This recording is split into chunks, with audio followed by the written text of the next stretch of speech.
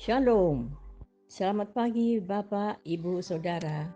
Terima kasih telah bergabung bersama kami dalam Renungan Harian Jemaat GKJ Bandung.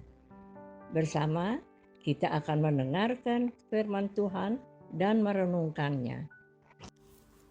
Sabtu 24 Januari 2026. Shalom dan selamat pagi Jemaat GKJ Bandung yang dikasihi Tuhan. Kiranya kesehatan dan sukacita dari Tuhan senantiasa melingkupi kehidupan kita. Mari kita mulai segala kegiatan hari ini dengan terlebih dahulu merenungkan firman-Nya. Kita mohon pertolongan Roh Kudus dalam doa. Ya Tuhan, Sang Firman yang hidup, kami merindukan firman Tuhan, menyapa dan mengubahkan hati setiap kami supaya hari demi hari boleh menjadi kesempatan bagi kami memperbaharui kehidupan yang Tuhan anugerahkan. Mampukan kami Tuhan untuk bisa melakukan firman-Mu ini dalam keseharian kami. Dalam Kristus kami berdoa. Amin. Renungan hari ini diambil dari kitab Habakuk pasal yang ketiga, ayat 17 dan 18 yang demikian. Sekalipun pohon ara tidak berbunga, pohon anggur tidak berbuah, dan hasil pohon zaitun mengecewakan.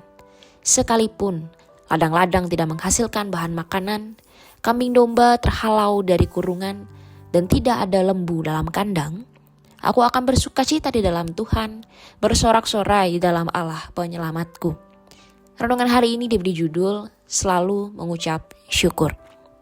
Jemaat yang dikasihi Tuhan, beberapa waktu terakhir ini saya melihat ada sebuah papan yang dipasang di pinggir jalan. Setidaknya saya pernah melihat papan ini di dua tempat, yaitu di Jalan Sunda dan di Jalan Gatot Subroto. Kalimat yang tertulis dalam papan ini yang saya jadikan judul renungan pada hari ini. Selalu mengucap syukur. Jemaat yang dikasihi Tuhan, ucapan syukur seringkali kita hubungkan dengan kelimpahan atau keberhasilan.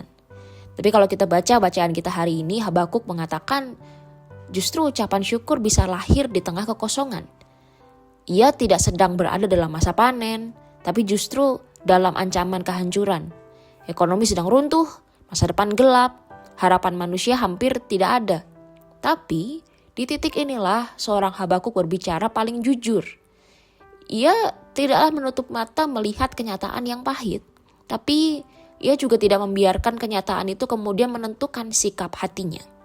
Rasa syukur yang ia nyatakan bukanlah hasil dari perasaan yang nyaman saja, melainkan sebuah keputusan iman untuk tetap bersukacita di dalam Tuhan.